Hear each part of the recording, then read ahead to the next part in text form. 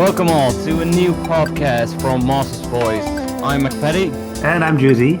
and today we're talking about We are talking about improvising, yes, improvisation. the bane of some players and DMs. Not everyone finds it easy to improvise. But once you got a few tricks done, it becomes quite easy. And today we got a few tricks and tips for you, and a few stories of our own games, of course. To start off, you had a question. You said, I do have a question. I believe that we improvise each in our own ways. Some are great at it, some are struggling with it, and I'm definitely the latter one. But I like it. I like improvising, but sometimes I find it hard. And sometimes the smallest things can be the hardest.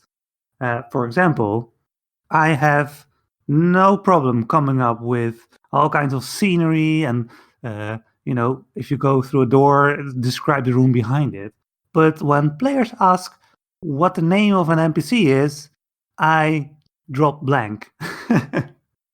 I just, for the life of me, I cannot make up a name. So my question to you is, how do you deal with that?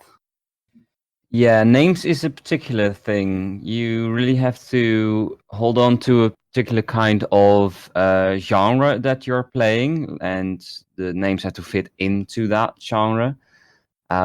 Maybe you are playing with just dwarves, so there must be dwarven names or just elven names. It's really hard to think of names at the spot. But what's helping me is I think of the sound that I want to give to a name. Like I want it to be a long name, a short name, a sturdy name, or a really light name. And I take that in combination with things that are around me, actually. All right. Like right now, I see scissors and I see paper. So I call mine Skizzer Paperback. Okay, right. So his first name is Skizzer, and he introduces himself. Hi, I'm Skizzer. So that would be like more like a human name, I guess. You could use it as a human name. You could also use it as a gnome, perhaps. Right. Yes. No would work. So, but what if they encounter a dwarf? If they encounter a dwarf, I mostly tend to go to a few sites online. As I am playing online, I get to use the online tools for this. And I've got a few tools in dwarven names, elvish names, but also just French names or Greek names. And I just go there, I put a random randomizer in there, and a name comes out, and I tend to use it or make a combination between that name and another name I thought of. So you always have this website ready to purge out a name. Yeah, I got a big map with all my different things in it, like a map for tables, for crafting, for story making, and one map for just names. Okay, I always forget to do this when I start up my session. Is have a name generator ready or anything. So when the time arrives, I'm like, hold on, I have to check my notes. While in fact, I'm just Googling for the nearest name generator website. So I never learn apparently. And actually, that brings us to the second part. What do you do if you have to improvise and think a little? Like you just said, like I have to look up in the notes. Right. So you mean like when I need some time to make something up and then I have to stretch time? Yeah, what do you do? I usually start flipping through notes and tell my players, "Hold on, I'm going back through my notes. It's somewhere in here, even if it's not in there, and I'm looking for something else, like an internet website. I just like to uphold the belief that everything is in my notes. So sort of like for them, the world is coherent and It is it there. was always already there, right?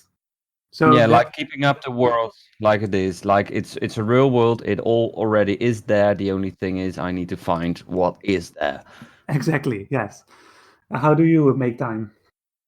Actually, almost in the same way. I say like I need to look this and this up. So if they ask a question to a person, I tend to say he's thinking, so I can think. Right. Um, Yes. and if it takes a long time, I mostly say to my players like, okay, he is thinking right now. Do you want to do something in the meantime? Ah, that's a good one. Yes. Especially, I found when they are split. Sometimes that happens. Sometimes the party splits, especially Mhm. during roleplay time. Then I switch to the older players. Even though then I have to handle them, it still gives me time to come up with ideas and improvisation for the other players. That happens quite a lot, I notice. Quite a lot even. Yes. Players tend to split up quite a lot despite the warning signs everywhere, but Oh yeah, they do. They keep doing it each time again. it keeps the tension. So I'm curious, McPatty, do Yeah. you have a moment where you improvised and it had a profound impact on where the story was going? Like for the better or worse? Well, yeah, there was a bit of a fuck up that I did. Okay, so in my campaign, they're on a pirating campaign. Before one of the sessions, a player of mine said, I can't play anymore from now on, so you need to kill my character in the next game. Right. Yeah. Okay. Um, sure.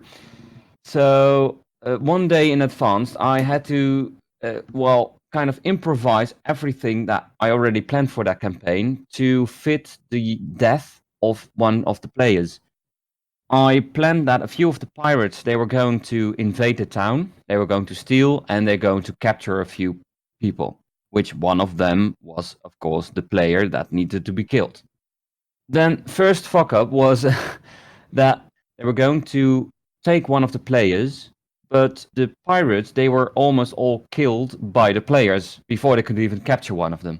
So you started to run out of options to kill your player. Yes. So I needed to think, and I just threw in more and more and more characters until he was captured. This was landing okay with the players, but later on, when the player was actually needed to be killed, so the first idea was to keyhole the guy to kill him. So it goes in the one side of the ship, comes out of the other. But the players were too close to do that; they could intervene too easily. So I needed to find something else. And what I came up with is I am going to slit his throat. So he was tied up to the mast. He was taken by the captain to the side of the ship to show to the players, like, hey, you wanted to trade something for him? No, you don't have anything. And he just slit his throat and he died. The players were a bit shocked by this. I can imagine. The first thing they tried is to heal him, but well, he had to die. So I said, you tried, but it doesn't work. Why? Well, he was already too beaten up, I said. And he is really dead. You're lucky your player don't have revivify. Oh, yes. Luckily, they were level 2 characters. Yeah. At the time, the players, they felt like I took every control out of their hands and I just said, this is it. This is the story. Goodbye. Yeah, they didn't realize that this is how the story was supposed to go, as requested by one of the players. Indeed.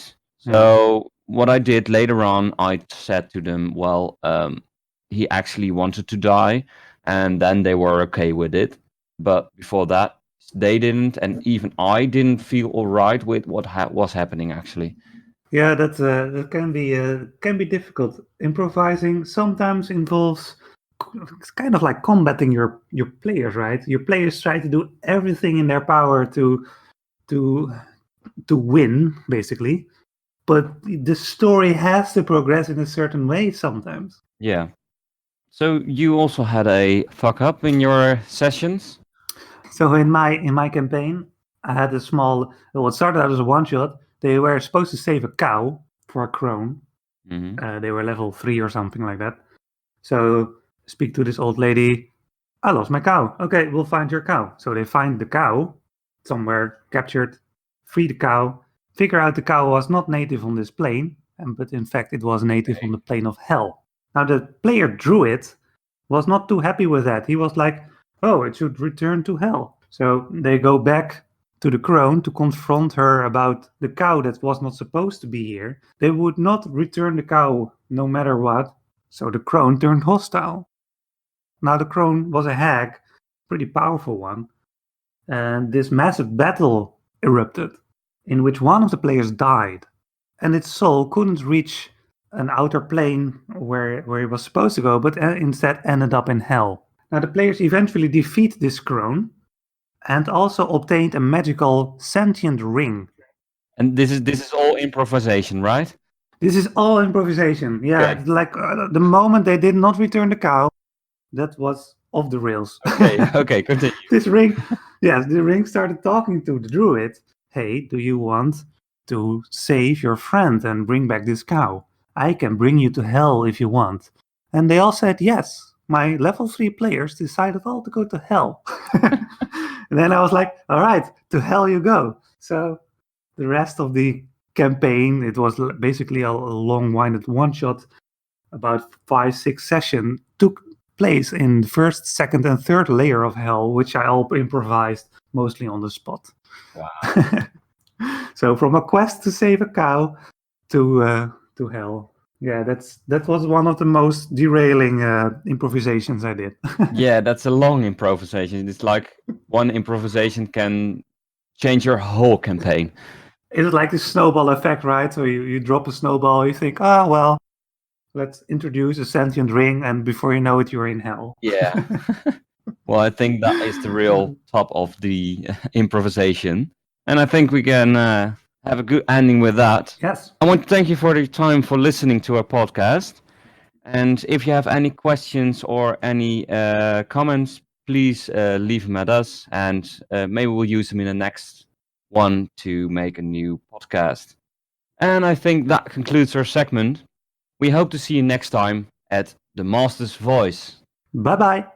Thank you so much for listening to our podcast, Master's Voice. I'm Juicy, and together with McPatty, I record and make those podcasts.